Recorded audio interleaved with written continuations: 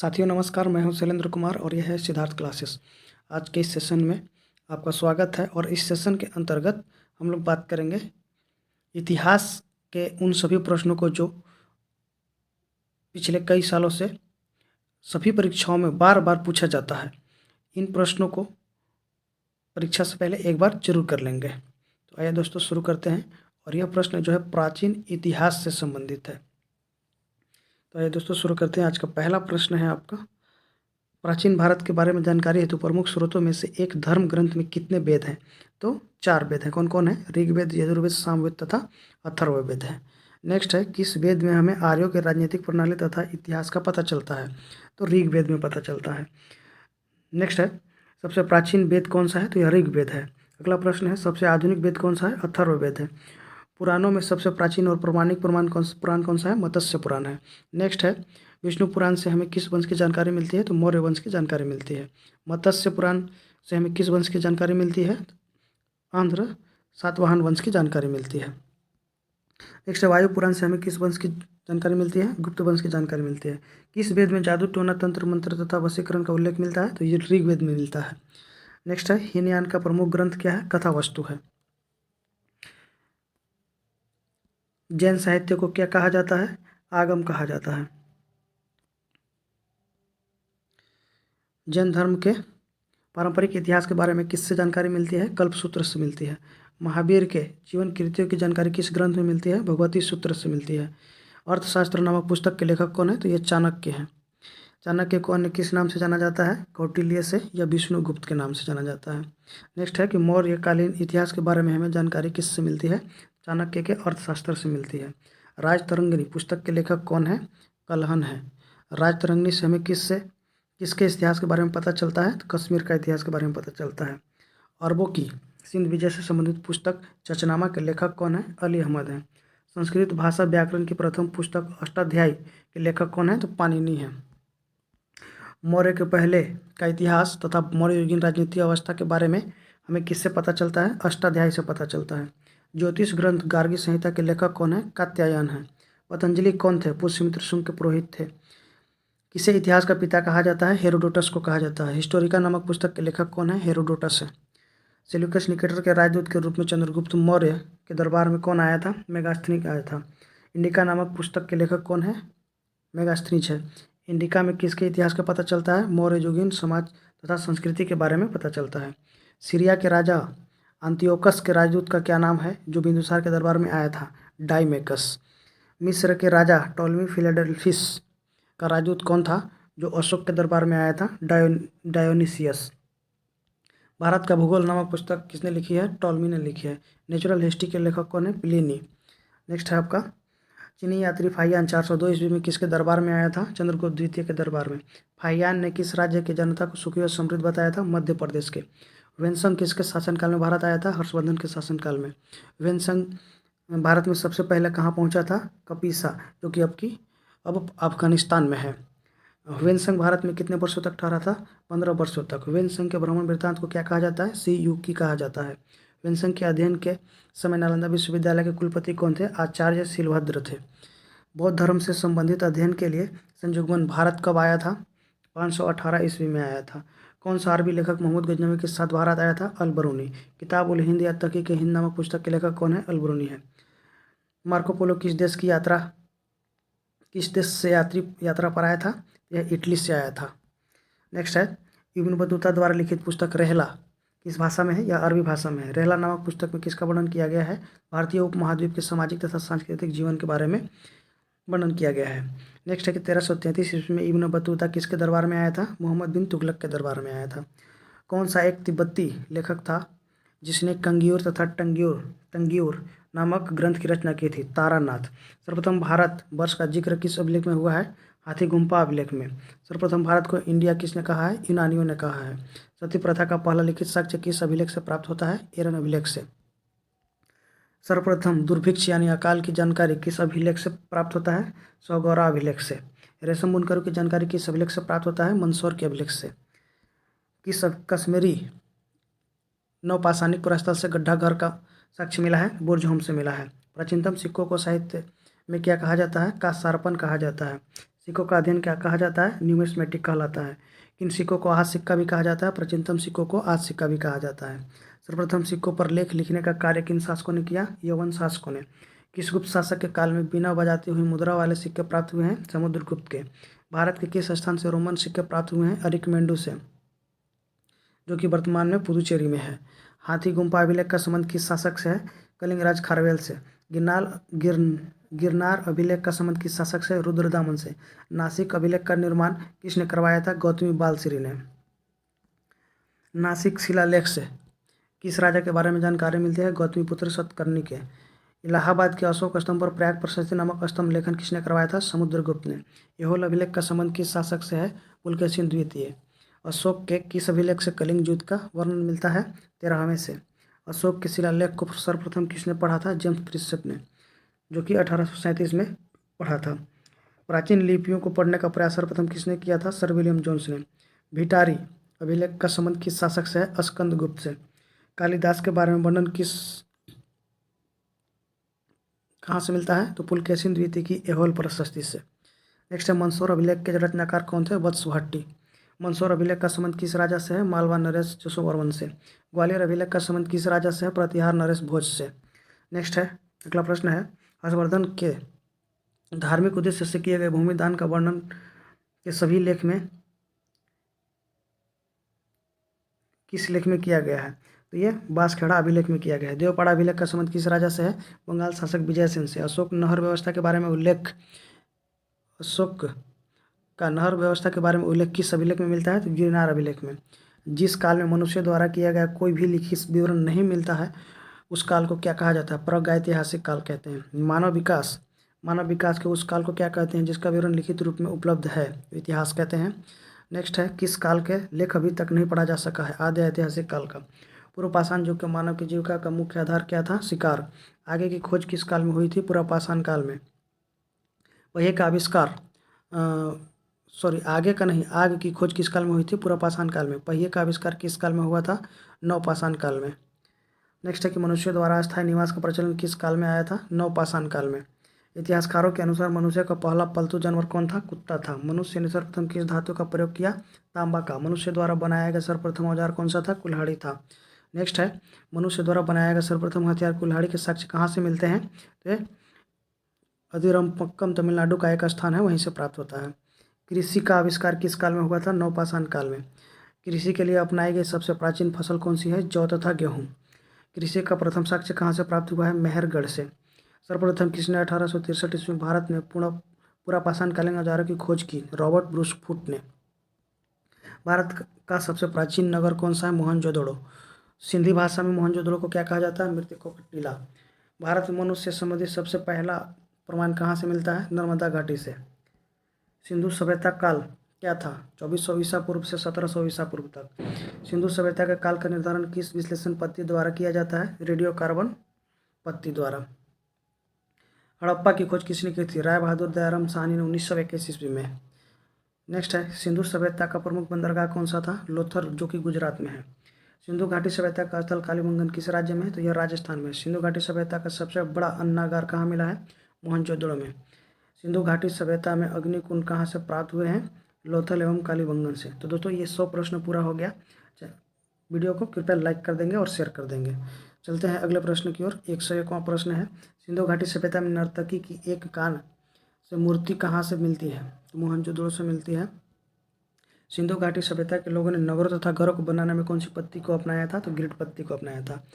सिंधु सभ्यता में मुख्य फसल कौन सी थी? गेहूं तथा जौ। सिंधु सभ्यता के लोग मिठास के लिए किसका प्रयोग करते थे? शहद का प्रयोग करते थे। 105वां प्रश्न है, मोहनजोदड़ो की खोज किसने की थी? राखलदास बनर्जी ने 1922 में। आर्यों द्वारा निर्मित सभ्यता कौन सी सभ्यता थी? ग्रामीण सभ्यता थी। आर्यों की भाषा कौन थी? संस्कृत थी। आर्यों का समाज किस प्रकार का था? पितृ प्रधान था। वैदिक सभ्यता में जीवन भर अविवाहित रहने वाली महिला को क्या कहा जाता था? अमाजू कहा जाता था। आर्यों का मुख्य पेय पदार्थ क्या था? सोमरस था। आर्यों के मनोरंजन के मुख्य साधन क्या थे? संगीत, रथ दौड़ तथा घुड़दौड़। आर्यों का मुख्य व्यवसाय क्या था? पशुपालन एवं कृषि। 16 महाजनपदों के बारे में किस बौद्ध ग्रंथ में जानकारी मिलती है? अंगुत्तर निकाय में। अगला प्रश्न है, मगध जनपद की राजधानी कहाँ थी? राजगिरी। गंधार जनपद की राजधानी कहाँ हुआ करती? तक्षशिला। जैन धर्म के संस्थापक एवं प्रथम तीर्थंकर कौन थे? ऋषभदेव। जैन धर्म के 24वें एवं अंतिम तीर्थंकर कौन थे? महावीर थे। महावीर का जन्म 540 ईसा पूर्व में कहाँ हुआ था? कुंडग्राम, जो कि वर्तमान में वैशाली में है। महावीर का बचपन का नाम क्या था? वर्धमान था। महावीर का प्रथम अनुयायी कौन था? जामिल, जो बाद में महावीर के दामाद बन गया। महावीर के अनुयायियों को क्या कहा जाता था? निर्ग्रंथ। प्रथम जैन संगीति कहाँ हुई थी? पाटलिपुत्र में 300 ईसा पूर्व। सम्यक दर्शन, सम्यक ज्ञान और सम्यक आचरण किस धर्म से संबंधित है? तो जैन धर्म से संबंधित है। जैन धर्म के त्रिरत्न है। बौद्ध धर्म के संस्थापक कौन थे? गौतम बुद्ध। एशिया का ज्योतिपुंज किसे कहा जाता था? गौतम बुद्ध को। गौतम बुद्ध का जन्म कब हुआ था? 563 ईसा पूर्व कपिलवस्तु के लुम्बिनी वन में हुआ था। गौतम बुद्ध का बचपन का नाम क्या था? सिद्धार्थ था। उनकी पत्नी तथा पुत्र का नाम क्रमशः क्या था? पत्नी का नाम यशोधरा था और पुत्र का नाम राहुल था। गौतम बुद्ध को ज्ञान की प्राप्ति किस पेड़ के नीचे हुई थी? पीपल के पेड़ के नीचे। गौतम बुद्ध को ज्ञान की प्राप्ति कहाँ हुई थी? बोध गया, जो कि बिहार में है। गौतम बुद्ध ने अपने प्रथम उपदेश कहाँ पर दिया? सारनाथ में। गौतम बुद्ध की मृत्यु को बौद्ध धर्म में क्या कहा जाता है? महापरिनिर्वाण कहा जाता है। गौतम बुद्ध की मृत्यु कब हुई? 483 ईसा पूर्व कुशीनारा, जो कि अब देवरिया उत्तर प्रदेश में है। प्रश्न काल में प्रथम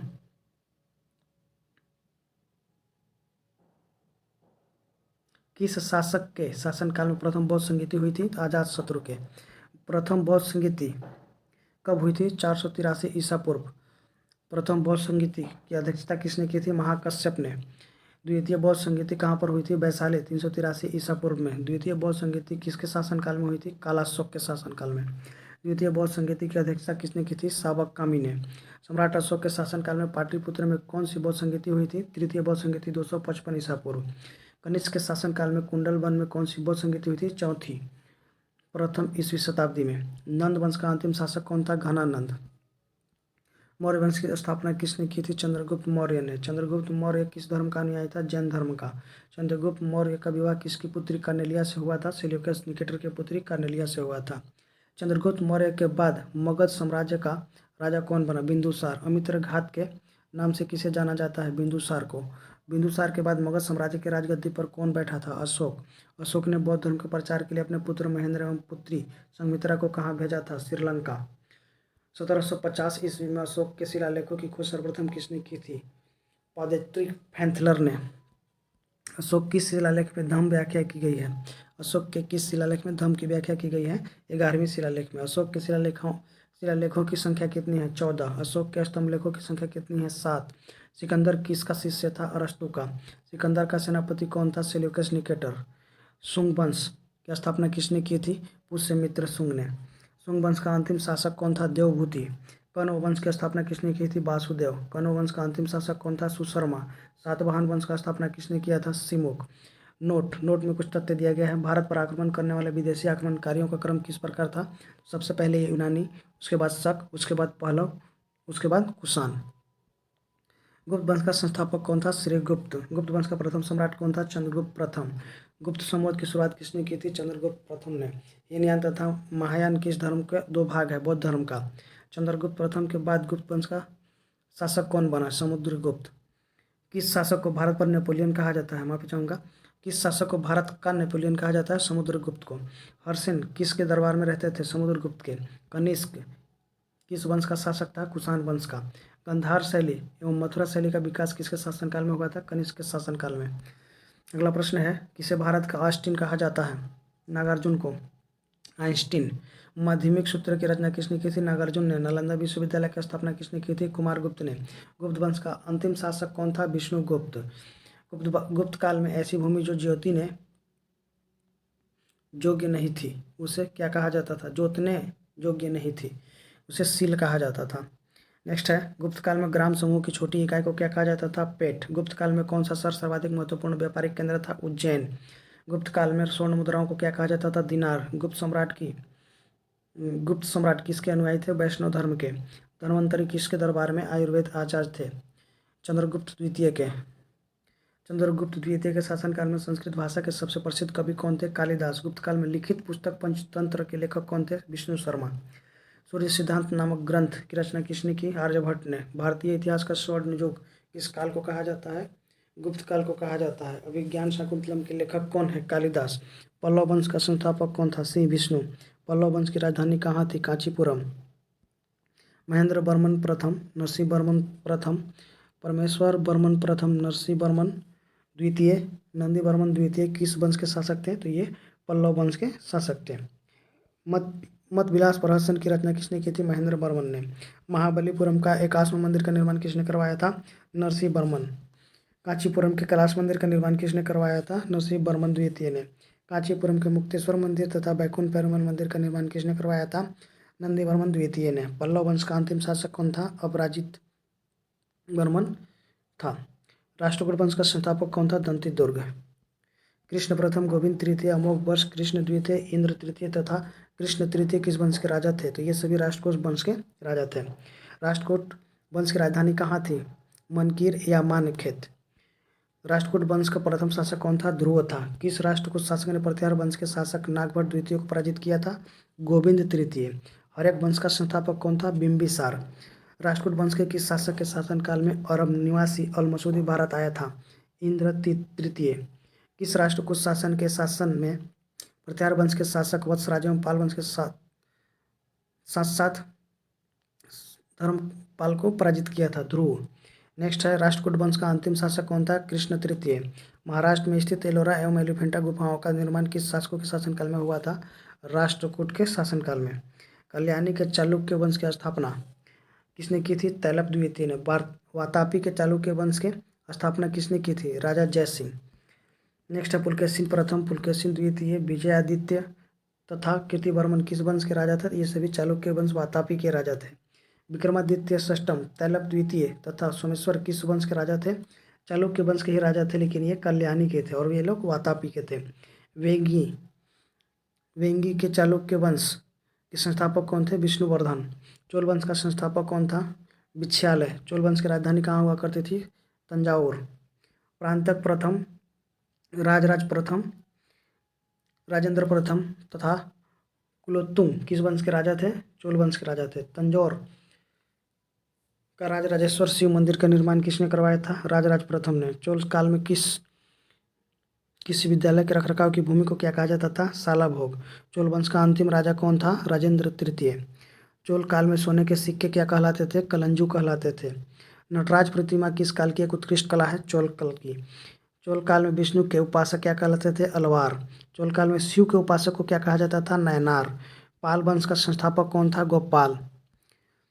पाल वंश की राजधानी कहाँ हुआ करती थी? मुंगेर।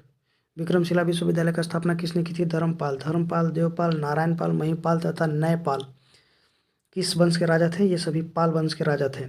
उदंतपुरी बिहार के प्रसिद्ध बौद्ध मठ का निर्माण किसने करवाया था? देवपाल ने। पाल शासक किस धर्म के अनुयायी थे? बौद्ध धर्म के।